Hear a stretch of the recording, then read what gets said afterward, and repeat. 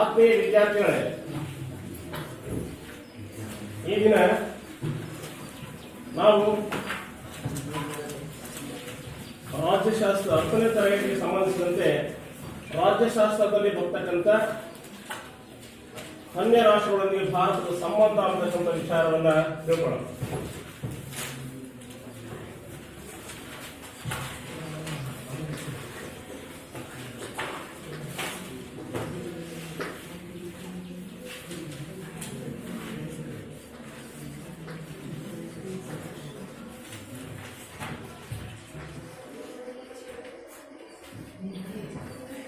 ಭಾರತದ ಸಂಬಂಧ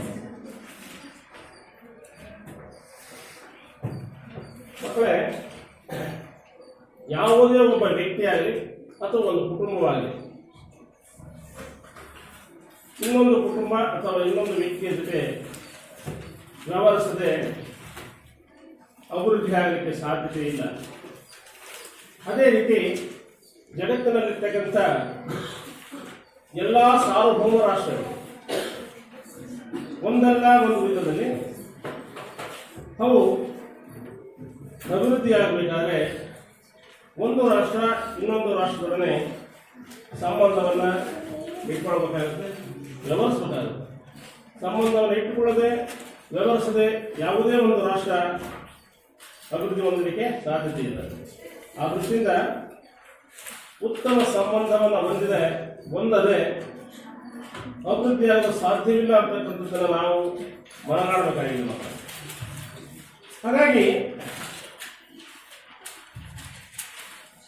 ಈ ಅನ್ಯ ರಾಷ್ಟ್ರಗಳಂದ್ರೆ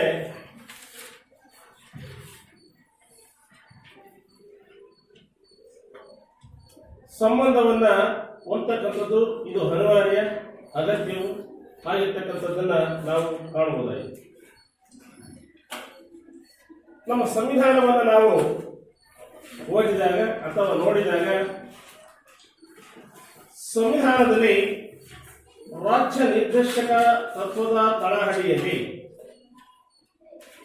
51ನೇ ವಿಧಿಯನ್ನು ನಾವು ಗಮನಿಸದೇ ಆದ ಪಕ್ಷದಲ್ಲಿ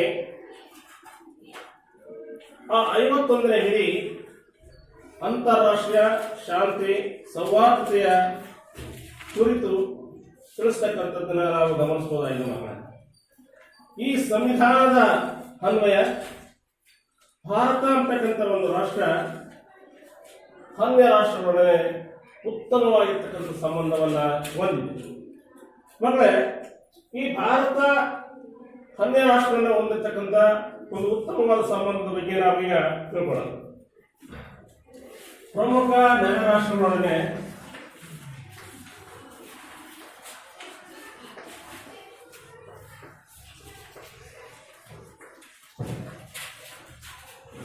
ಭಾರತದ ಸಂಬಂಧ ಅಂತಕ್ಕಂಥದ್ದನ್ನು ನಾವು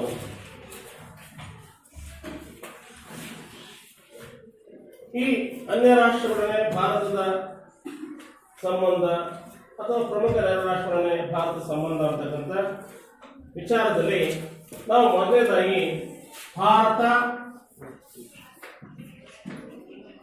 ಮತ್ತು ಚೀನಾ ಸಂಬಂಧ ತಿಳ್ಕೊಳ್ಳೋಣ. ಮಕ್ಕಳೇ, ಚೀನಾ ಮತ್ತು ಭಾರತದ ಸಂಬಂಧ ಇಂದು ನೆನೆ ಇರಲ್ಲ. ಪ್ರಾಚೀನ ಕಾಲದಿಂದಲೂ ಸಹ ಭಾರತ ಮತ್ತು ಚೀನಾದ ಸಂಬಂಧ ಇತ್ತು ಎಂಬುದಕ್ಕೆ ಸಾಕಷ್ಟು ನಮಗೆ ಆಧಾರಗಳು ಇವೆ. ಭಾರತ ಮತ್ತು ಚೀನಾಗಳ ಸಂಬಂಧ ಸಿಂಧೂ ಕೊಳ್ಳದ ನಾಗರಿಕತೆಯಿಂದ ಹಾಗೂ ಮೆಸೊಪೊಟೇಮಿಯಾ ನಾಗರಿಕತೆಯೊಂದಿಗೆ ಗುರುತಿಸಲಾಗಿದೆ. ಸಿಂಧೂ ಕೊಳ್ಳದ ನಾಗರಿಕತೆ ಮತ್ತು ಮೆಸೊಪೊಟೇಮಿಯಾ ನಾಗರಿಕತೆಗಳ ಒಂದಿಗಿರ್ತಕ್ಕಂಥ ಸಂಬಂಧವನ್ನು ಗುರುತಿಸಲಾಗಿದೆ. ಅದೇ ರೀತಿ ಭಾರತದಲ್ಲೇ ಉದಯಿಸಿ ಭಾರತದಲ್ಲೇ ಬೆಳೆದಂಥ ಒಂದು ಬೌದ್ಧ ಧರ್ಮ ಇವತ್ತು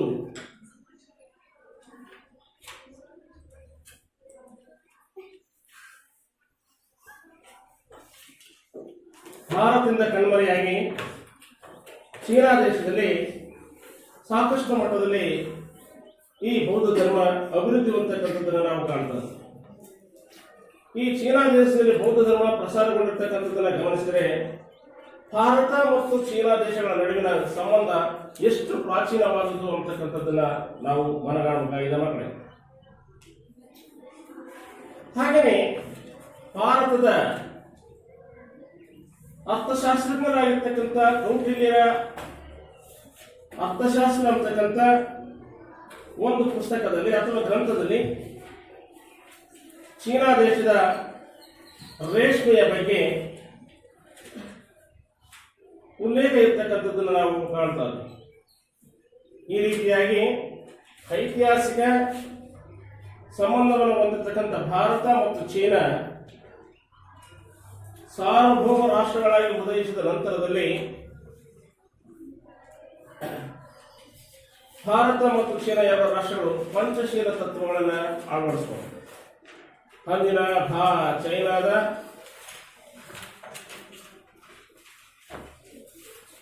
ಚೌ ಎನ್ ಲಾಯ್ ಮತ್ತು ಅಂದಿನ ನಮ್ಮ ಭಾರತದ ಪ್ರಧಾನಿಯಾಗಿರ್ತಕ್ಕಂಥ ಜವಾಹರ್ಲಾಲ್ ನೆಹರು ಅವರ ನೇತೃತ್ವದಲ್ಲಿ ಈ ಪಂಚಶೀಲ ತತ್ವಗಳನ್ನು ಎರಡೂ ರಾಷ್ಟ್ರಗಳು ಅನುಸರಿಸಿಕೊಂಡು ಬಂದಿದೆ. ಈ ರೀತಿ ಭಾರತ ಮತ್ತು ಚೀನಾದ ಸಂಬಂಧ ಅಭಿವೃದ್ಧಿಪಡಿಸತಕ್ಕಂಥ ಕಾರ್ಯ ನಡ್ಕೊಂಡು ಬಂತು ಮಕ್ಕಳೇ.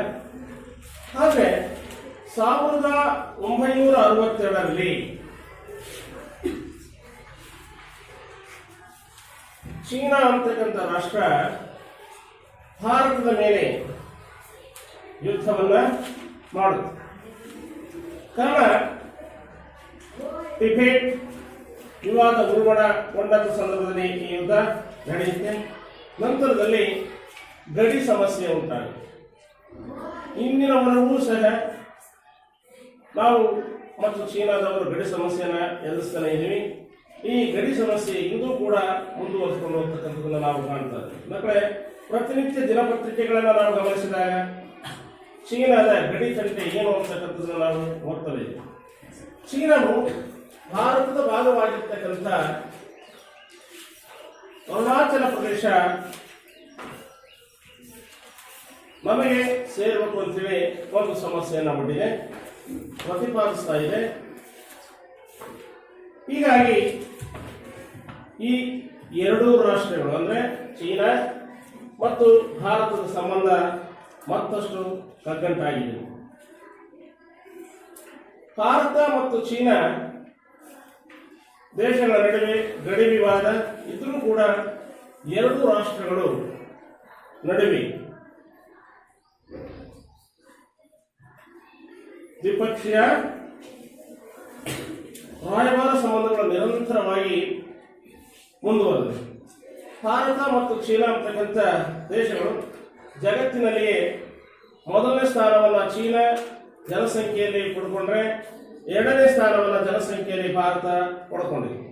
ಹಾಗಾಗಿ ಪ್ರಪಂಚದಲ್ಲಿ ಅತಿ ಹೆಚ್ಚು ಜನಸಂಖ್ಯೆಯನ್ನು ಹೊಂದಿರತಕ್ಕಂಥ ರಾಷ್ಟ್ರಗಳು ಅಂತೇಳಿ ಚೀನಾ ಮತ್ತು ಭಾರತವನ್ನು ನಾವು ಗುರುತಿಸಬಹುದಾಗಿದೆ.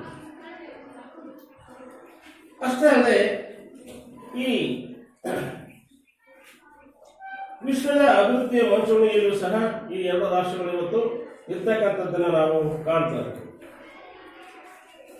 ಈ ಎರಡೂ ರಾಷ್ಟ್ರಗಳು ಅಂದ್ರೆ ಭಾರತ ಮತ್ತು ಚೀನಾ ದೊಡ್ಡ ಮಟ್ಟದಲ್ಲಿ ವ್ಯಾಪಾರ ಮತ್ತು ವಾಣಿಜ್ಯ ಸಂಪರ್ಕವನ್ನು ಹೊಂದಿರತಕ್ಕಂಥ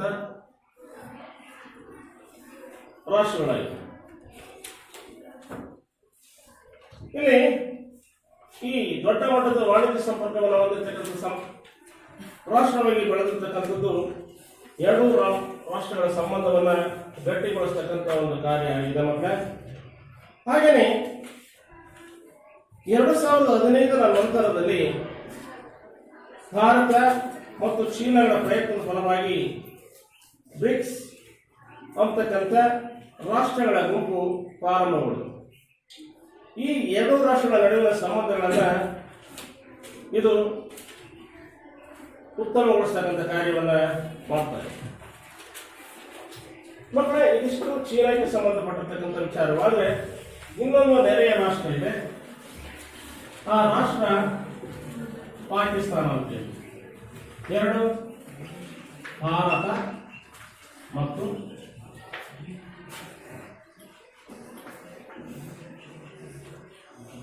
ಪಾಕಿಸ್ತಾನದ ಸಂಬಂಧ.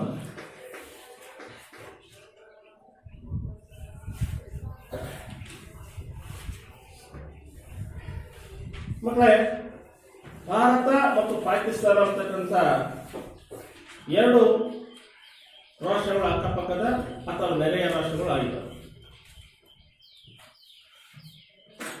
ಪಾಕಿಸ್ತಾನ ಕೇವಲ ನೆರೆಯ ರಾಷ್ಟ್ರವಾಗಿರದೆ ಸ್ವತಂತ್ರ ಪೂರ್ವದಲ್ಲಿ ಭಾರತದ ಒಂದು ಅವಿಭಾಜ್ಯ ಅಂಗವಾಗಿ ಉಳ್ಕೊಂಡಿತ್ತು. 1947ರ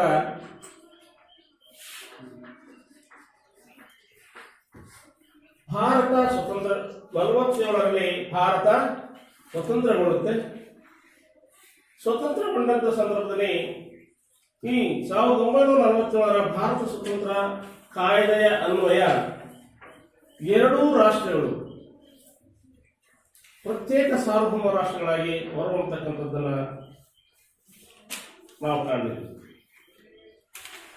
ಹಾಗೆಯೇ ಸ್ವತಂತ್ರಗೊಂಡ ನಂತರ ಭಾರತ ಮತ್ತು ಪಾಕಿಸ್ತಾನಗಳ ನಡುವೆ ವಿದೇಶಾಂಗ ವ್ಯವಹಾರಗಳು ಪ್ರಾರಂಭಗೊಳ್ಳುತ್ತವೆ.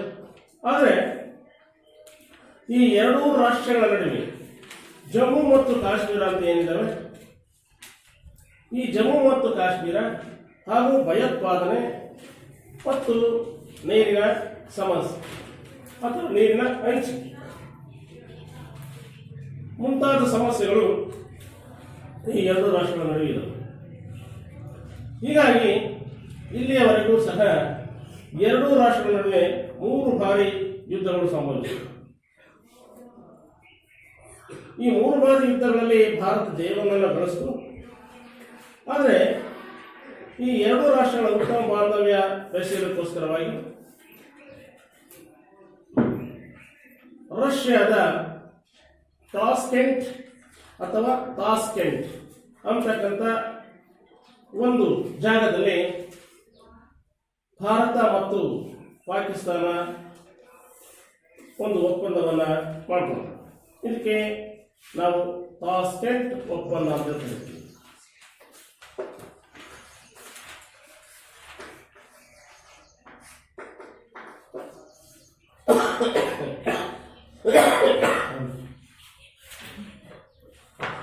ಹಾಗೆಯೇ ಇನ್ನು ಕೆಲವೊಂದು ಒಪ್ಪಂದಗಳು ಭಾರತ ಮತ್ತು ಪಾಕಿಸ್ತಾನದ ನಡುವೆ ನಡೆದ ಮಕ್ಕಳ ಸಿಮ್ಲಾ ಒಪ್ಪಂದ, ಲಾಹೋರ್ ಬಸ್ ಯಾತ್ರೆ, ಆಗ್ರಾ ಶೃಂಗಸಭೆಯಂತಹ ದ್ವಿಪಕ್ಷೀಯ ಮಾತುಕತೆಗಳನ್ನು ಸಹ ನಡೆಸಲಾಯಿತು. ಆದರೆ ಈ ರೀತಿಯ ಒಪ್ಪಂದಗಳು ನಿರೀಕ್ಷಿತ ಯಶಸ್ಸನ್ನು ಕೊಡಲಿಲ್ಲ ಅಥವಾ ನಿರೀಕ್ಷಿತ ಯಶಸ್ಸನ್ನು ಸಾಧಿಸಲಿಕ್ಕೆ ಸಾಧ್ಯ ಆಗಲಿಲ್ಲ.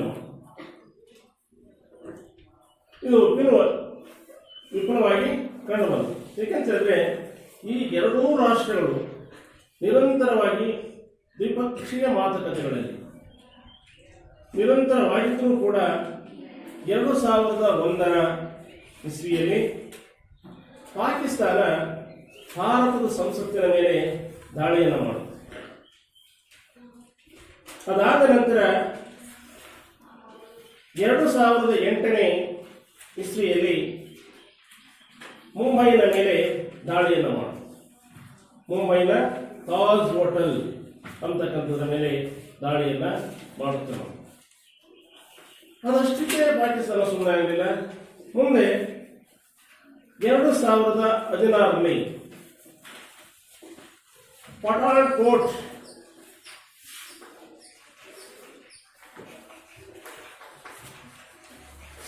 ಈ ಪ್ರದೇಶದ ಮೇಲೂ ಸಹ ದಾಳಿಯನ್ನ ಮಾಡುತ್ತೆ.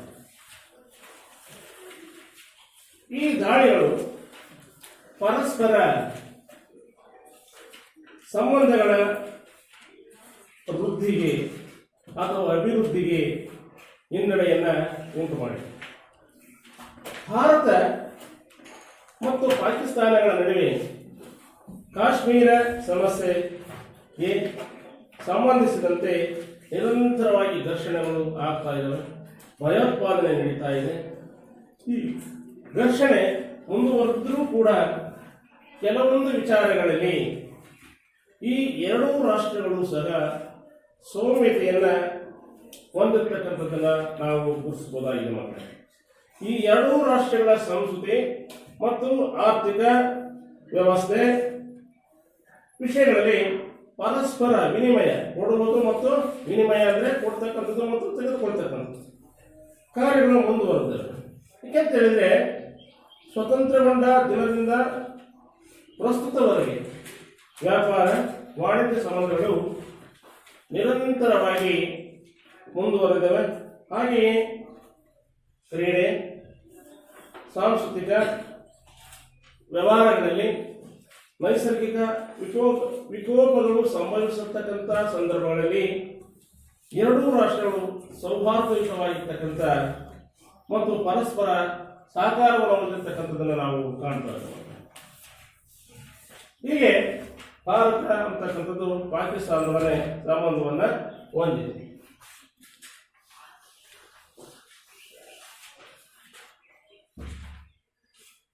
ಮಕ್ಕಳ ಮುಂದೆ ಭಾರತ ಅಂತಕ್ಕಂಥ ರಾಷ್ಟ್ರ ಬರೀ ನಮ್ಮ ನೆರೆಹೊರೆಯ ರಾಷ್ಟ್ರದಲ್ಲಿ ಸಂಬಂಧವನ್ನು ಹೊಂದಿರಲಿಲ್ಲ.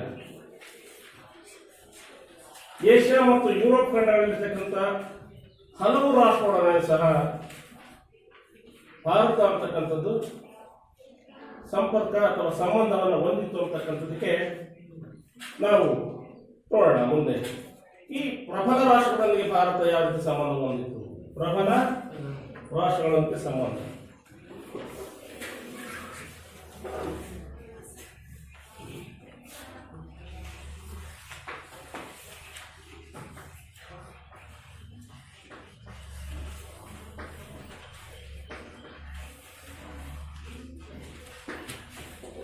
ಪ್ರಬಲ ರಾಷ್ಟ್ರಗಳು ಅಂದ್ರೆ ಯಾವುವು? ಇಲ್ಲಿ ಪ್ರಬಲ ರಾಷ್ಟ್ರಗಳಂದ್ರೆ ನಾವು ಪ್ರಮುಖವಾಗಿ ಎರಡು ರಾಷ್ಟ್ರಗಳನ್ನು ನಾವು ಹೇಳ್ಬೋದಾಗಿದೆ. ಯಾಕಂದ್ರೆ ಎರಡನೇ ಪ್ರಪಂಚ ಮಹಾಯುದ್ಧ ಸಂಭವಿಸಿದ ನಂತರ ರಾಜಕೀಯ ಧ್ರುವೀಕರಣ ಪ್ರಪಂಚದಲ್ಲಿ ಉಂಟಾಗುತ್ತೆ. ಇಂತಹ ಸಂದರ್ಭದಲ್ಲಿ ಪ್ರಪಂಚದಲ್ಲಿ ಎರಡು ಬಲಿಷ್ಠ ರಾಷ್ಟ್ರಗಳು ಉದಯ ಆಗ್ತವೆ. ಆ ಬಲಿಷ್ಠ ರಾಷ್ಟ್ರಗಳೇ ಅಮೆರಿಕ ಮತ್ತು ಸೋವಿಯತ್ ರಷ್ಯಾ. ಪ್ರಜಾಪ್ರಭುತ್ವ ರಾಷ್ಟ್ರಗಳನ್ನು ಒಳಗೊಂಡಂತೆ ಅಮೆರಿಕ ಒಂದು ಬಣವನ್ನು ಸೃಷ್ಟಿ ಮಾಡಿಕೊಂಡ್ರೆ, ಕಮ್ಯುನಿಸ್ಟ್ ರಾಷ್ಟ್ರಗಳನ್ನು ಒಳಗೊಂಡಂತೆ ಇನ್ನೊಂದು ಬಣವನ್ನು ರಷ್ಯಾ ಸೃಷ್ಟಿ ಮಾಡಿಕೊಂಡ್ರು. ಇಷ್ಟಲ್ಲದೆ ಈ ಎರಡೂ ರಾಷ್ಟ್ರಗಳ ನಡುವೆ ಶೀತಲ ಸಮರವೂ ಸಹ ಪ್ರಾರಂಭವಾಗಿದೆ. ಏನೇ ಆಗಿರಲಿ ಮಕ್ಕಳೇ, ಈ ಒಂದು ಬಲಿಷ್ಠ ರಾಷ್ಟ್ರವಾಗಿರ್ತಕ್ಕಂಥ ರಷ್ಯಾದೊಡನೆ ಭಾರತದ ಸಂಬಂಧ ಹೇಗಿತ್ತು ಅಂತಕ್ಕಂಥದ್ದು ನಾವು ನೋಡೋಣ. ಭಾರತ ಮತ್ತು ರಷ್ಯಾ ಸಂಬಂಧ.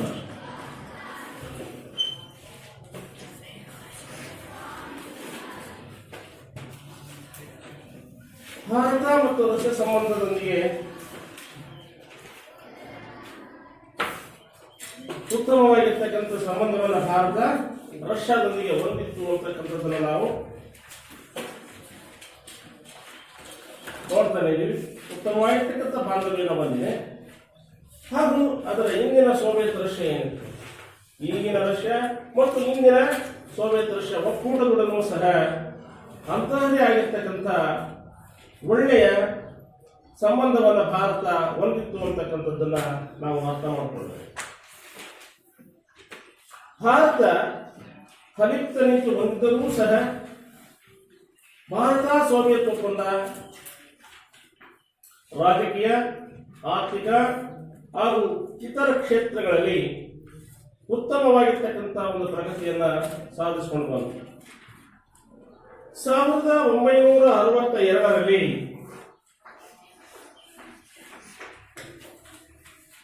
ಭಾರತದ ಮೇಲೆ ಚೀನಾ ದಾಳಿಯನ್ನು ಮಾಡಿತು. ಅಂತ ಸಂದರ್ಭದಲ್ಲಿ ಸೋವಿಯತ್ ರಷ್ಯಾ ಈ ದಾಳಿಯನ್ನ ಖಂಡಿಸಿತು. ಅದೇ ರೀತಿ 1961ರಲ್ಲಿ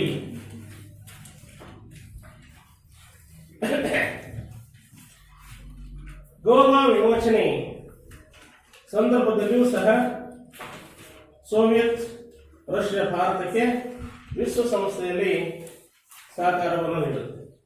ನೀವು ಹೇಳ್ಬೋದು ಮಕ್ಕಳೇ, ರಷ್ಯಾ ಗೋವಾ ಭಾರತದ ಭಾಗವಲ್ವಾ ಅಂತಂದೇಳಿ. ಹೌದು, ಭಾರತದ ಭಾಗವೇ. ಇತ್ತೀಚೆಗೆ 1961ನೇ ಇಸ್ವಿಯಲ್ಲೂ ಸಹ ಗೋವಾ ಅಂತಕ್ಕಂಥದ್ದು ಪೋರ್ಚುಗೀಸರ ಅಧೀನದಲ್ಲಿದ್ದು ಪರರಾಷ್ಟ್ರವಾಯಿತು. 1961ರಲ್ಲಿ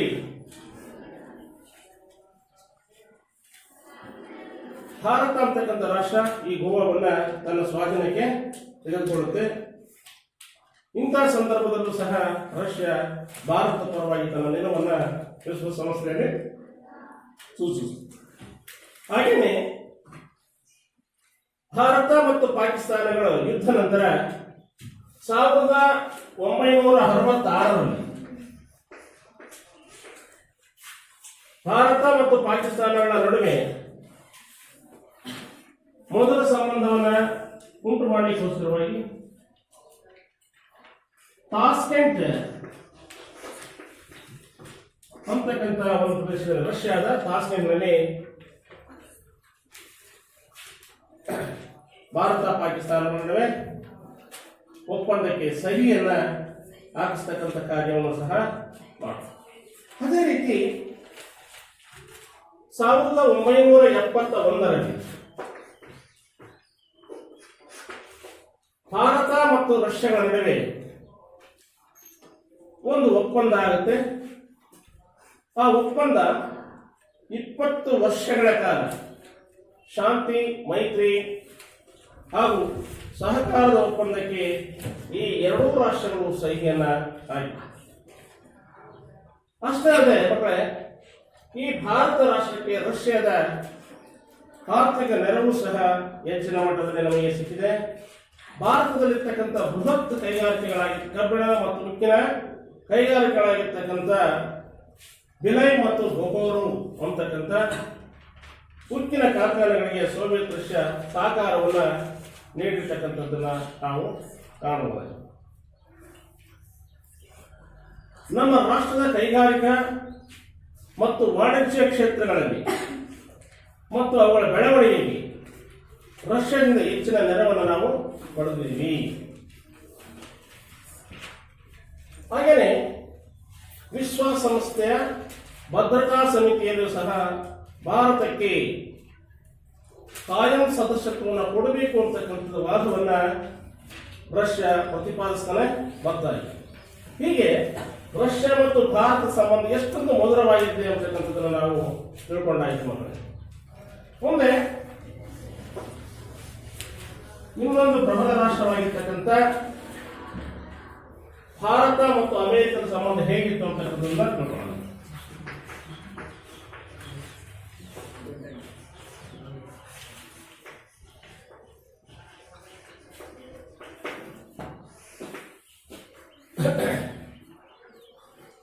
ಮಕ್ಕಳೇ, ಭಾರತ ಹಾಗೂ ಅಮೆರಿಕ ಸಂಯುಕ್ತ ಸಂಸ್ಥಾನ ಅಂತಕ್ಕಂಥವರು ಜಗತ್ತಿನಲ್ಲೇ ಬೃಹತ್ ಪ್ರಜಾಪ್ರಭುತ್ವವನ್ನು ಹೊಂದಿರತಕ್ಕಂಥ ಅಥವಾ ಪ್ರಜಾಪ್ರಭುತ್ವ ವ್ಯವಸ್ಥೆಯನ್ನು ಹೊಂದಿರತಕ್ಕಂಥ, ಪ್ರಜಾತಂತ್ರವನ್ನು ಹೊಂದಿರತಕ್ಕಂಥ ಎರಡು ಪ್ರಮುಖ ರಾಷ್ಟ್ರಗಳು ಅಂತ ಹೇಳಿದ್ರೆ ತಪ್ಪಾಗಲ್ಲ. ಜಗತ್ತಿಗೆ ಪ್ರಜಾಪ್ರಭುತ್ವ ತಂತ್ರ ವ್ಯವಸ್ಥೆಯನ್ನ ಹೋಲಿಸಿದರೆ ಭಾರತ ಮೊಟ್ಟ ಮೊದಲನೇ ಸ್ಥಾನದಲ್ಲಿ ಪ್ರಜಾತಂತ್ರ ವ್ಯವಸ್ಥೆಯಲ್ಲಿ ಇರ್ತಕ್ಕಂಥದ್ದನ್ನು ನಾವು ಕಾಣ್ತಾರೆ. ಎರಡನೇದಾಗಿ ಅಮೆರಿಕ ಅಂತ ನಾವು ಹೇಳ್ಬೋದಾಗಿ. ಹೀಗೆ ಪ್ರಚಲಿತ ವಿದ್ಯಮಾನಗಳಲ್ಲಿ ಈ ಎರಡೂ ರಾಷ್ಟ್ರಗಳು ಪರಸ್ಪರ ಮೈತ್ರಿ ತುಂಬಾ ಪ್ರಾಮುಖ್ಯತೆ ಅನಿಸಿರ್ತಕ್ಕಂಥದ್ದನ್ನು ನಾವು ಕಾಣಬಹುದಾಗಿದೆ. 1947ರ ಬಳಿಕ ಈ ಎರಡೂ ರಾಷ್ಟ್ರಗಳ ಒಂದು ಸಂಬಂಧ ರಾಷ್ಟ್ರೀಯ ಹಿತಾಸಕ್ತಿಗಳನ್ನು ಆಧರಿಸಿ ಹಲವಾರು ಸ್ಥಿತ್ಯಾಂತರಗಳನ್ನ ಕಂಡಿರ್ತಕ್ಕಂಥದ್ದನ್ನು ನಾವು ಕಾಣ್ತದೆ ಮಕ್ಕಳ. ಜಗತ್ತಿನ ರಾಜಕೀಯ ಧ್ರುವೀಕರಣವನ್ನ ಕಂಡಾಗ ಭಾರತ ಅಂತಕ್ಕಂಥ ರಾಷ್ಟ್ರ ಈ ಎರಡೂ ಬಲಿಷ್ಠ ರಾಷ್ಟ್ರಗಳ ಕಡೆಗೆ ವಾಲದೆ ತನ್ನದೇ ಆಗಿರ್ತಕ್ಕಂಥ ಒಂದು ಅಧಿಕ ನೀತಿಯನ್ನ ಅನುಸರಿಸಿಕೊಂಡು ಬಂತು. ಹಾಗೂ ಅಮೆರಿಕ ನಾಯಕತ್ವದ ಪ್ರಜಾಪ್ರಭುತ್ವ ಗುಂಪಿನಿಂದ ಮತ್ತು ಸೋವಿಯತ್ ರಷ್ಯಾದ ಹಿರಿತನದ ಕಮ್ಯುನಿಸ್ಟ್ ಬಣದಿಂದ ಸಮಾನ ದೂರದಲ್ಲಿ ಇರ್ತಕ್ಕಂಥ ನೀತಿಯನ್ನು ಅನುಸರಿಸಿತು. ಭಾರತ ಪಂಚವಾರ್ಷಿಕ ಯೋಜನೆಗೆ ಅಮೆರಿಕ ತುಂಬಾ ಸಹಾಯವನ್ನ ನೀಡಿದೆ. 1962ರಲ್ಲಿ ನಡೆದಂತ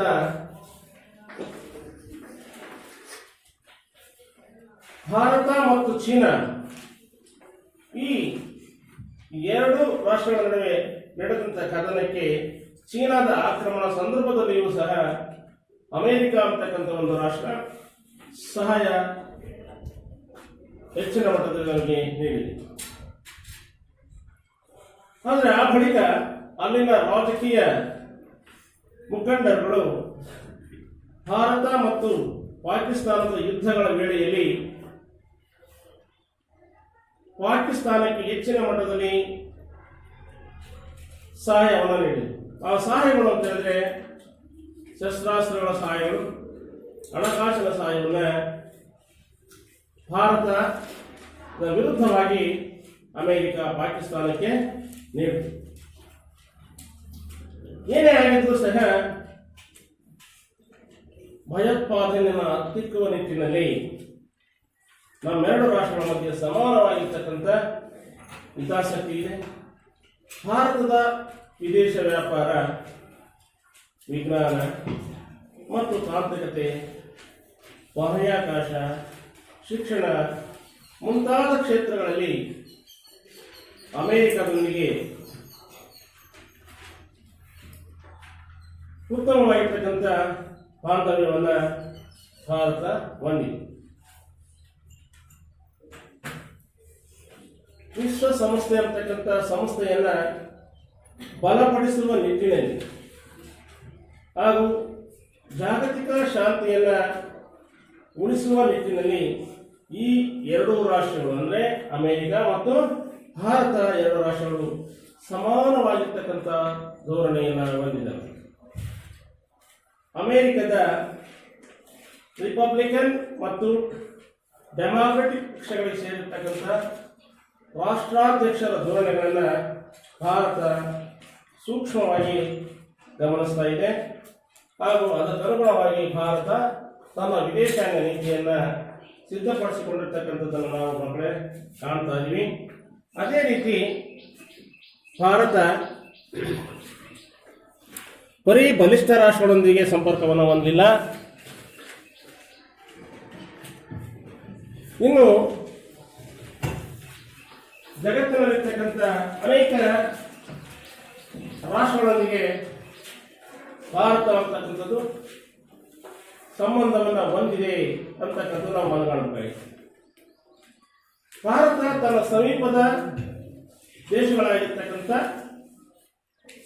ಭೂತಾನ್, ಅಫ್ಘಾನಿಸ್ತಾನ್, ಮಾಲ್ಡೀವ್ಸ್, ಇಂಡೋನೇಷಿಯಾ ಹಾಗೂ ವಿಶ್ವದ ವಿವಿಧ ಖಂಡಗಳೊಡನೆ ಸಹ ಮತ್ತು ವಿವಿಧ ರಾಷ್ಟ್ರಗಳಲ್ಲೂ ಸಹ ನಿಕಟವಾಗಿರ್ತಕ್ಕಂಥ ಸಂಬಂಧವನ್ನು ಹೊಂದಿದೆ. ಏಕೆಂತಂದರೆ ನಮ್ಮ ರಾಷ್ಟ್ರ ಬಹಳಷ್ಟು ಶಾಂತಿಪ್ರಿಯವಾಗಿರ್ತಕ್ಕಂಥ ರಾಷ್ಟ್ರವಾದ್ದರಿಂದ ಈ ಎಲ್ಲರನ್ನೂ ಸಹ ಉತ್ತಮವಾಗಿರ್ತಕ್ಕಂಥ ಬಾಂಧವ್ಯವನ್ನು ಹೊಂದಲಿಕ್ಕೆ ಪ್ರಯತ್ನವನ್ನು ಪಡ್ತಾ ಇದ್ದ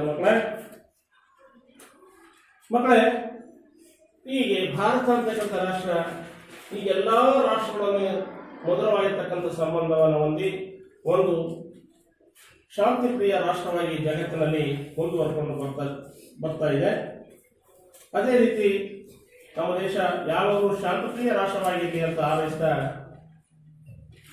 ಈ ಒಂದು ವಾದ್ಯಶಾಸ್ತ್ರದಲ್ಲಿ ಪ್ರಮುಖ ರಾಷ್ಟ್ರಗಳೊಂದಿಗೆ ಭಾರತದ ಸಂಬಂಧ ಅಂತಕ್ಕಂಥ ಪಾಠವನ್ನ ಇಲ್ಲಿಗೆ ಮುಕ್ತಾಯವನ್ನು ಮಾಡೋಣ.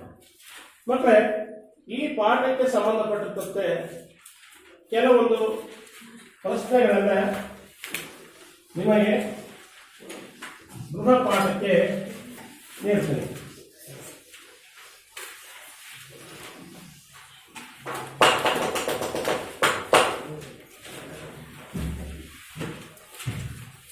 ಗೃಹ ಪಾಠಕ್ಕೆ ನೀಡಿರ್ತಕ್ಕಂಥ ಪ್ರಶ್ನೆಗಳನ್ನ ತಪ್ಪದೆ ಪ್ರತಿಯೊಬ್ಬರ ಮನೆಯಲ್ಲೇ ಬರ್ಕೊಂಡು ಬರಬೇಕು.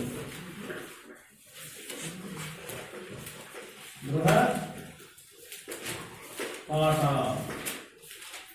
ಈ ಗೃಹ ಪಾಠಕ್ಕೆ ಸಂಬಂಧಿಸಿರ್ತಕ್ಕಂಥ ಕೆಲವೊಂದು ಪ್ರಶ್ನೆಗಳನ್ನ ಈಗ ನಿಮಗೆ ಕೊಡ್ತಾ ಇದ್ದೇನೆ.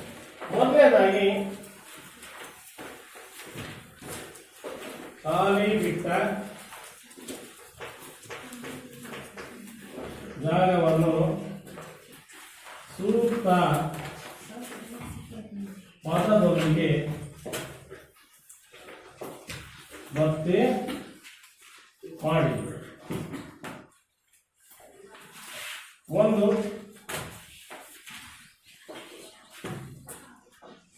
ಪಂಚಶೀಲ ತತ್ವಗಳ ಮೂಲಕ ಡ್ಯಾಶ್ ರಾಷ್ಟ್ರದೊಂದಿಗೆ ಸಂಬಂಧ ವೃದ್ಧಿಸಲಾಯಿತು.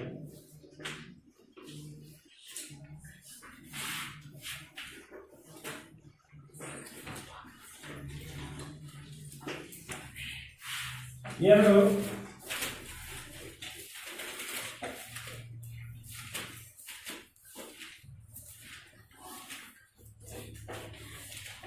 ಡ್ಯಾಶ್ ಸರಣಿ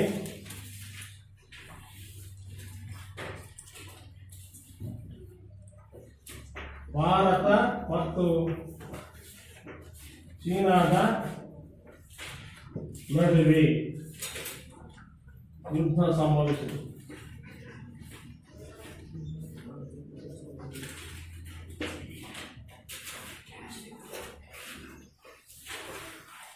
ಈಗ ಮೂರನೇದಾಗಿ,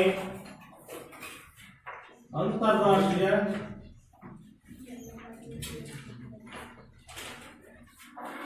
ಶಾಂತಿ ಮತ್ತು ಸೌಹಾರ್ದತೆ.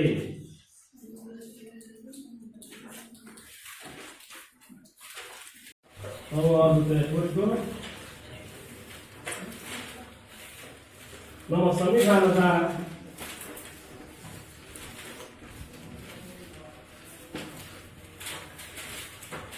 ಡ್ಯಾಶ್ ವಿಧಿಯಲ್ಲಿ ತಿಳಿಸಲಾಗಿದೆ.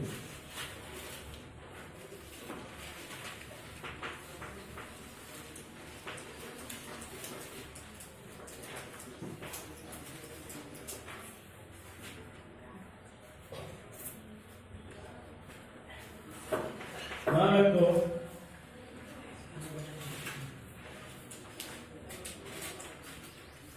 ಡ್ಯಾಶ್ ರಾಷ್ಟ್ರವು ಭಾರತಕ್ಕೆ ವಿಶ್ವಸಂಸ್ಥೆಯಲ್ಲಿ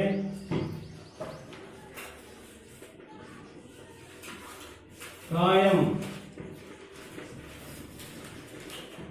ಸದಸ್ಯತ್ವ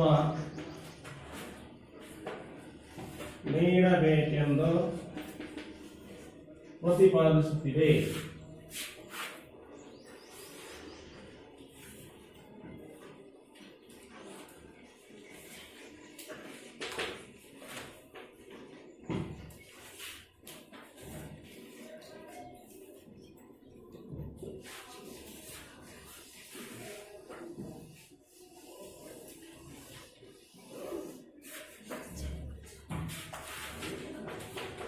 ಎರಡು, ಈ ಕೆಳಗಿನ ಪ್ರಶ್ನೆಗಳಿಗೆ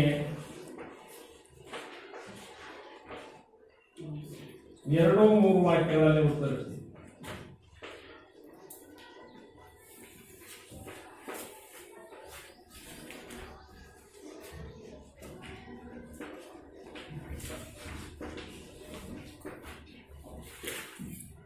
ಒಂದು,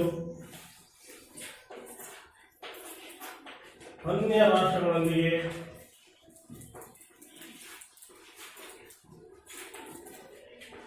ಭಾರತದ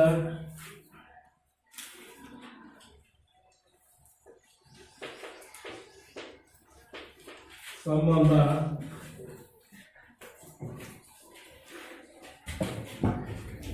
ಅವಶ್ಯಕ.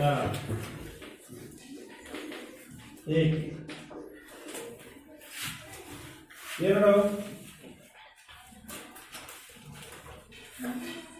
ಭಾರತ ಮತ್ತು ಪಾಕಿಸ್ತಾನದ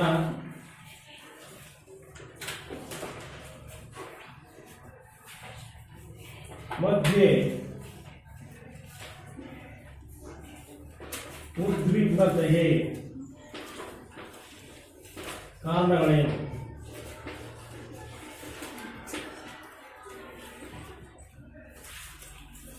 ಮೂರು,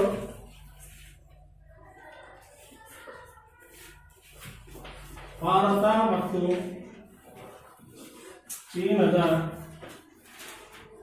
ಸಂಬಂಧ ಹೇಗಿದೆ?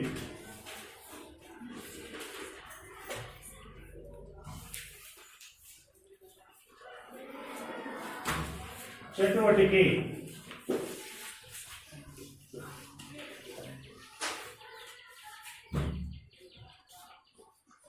ಭಾರತದ ಭೂಪಟವನ್ನು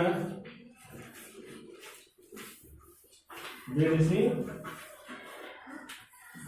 ನೆರೆಯ ರಾಷ್ಟ್ರಗಳನ್ನು ಗುರುತಿಸಿ.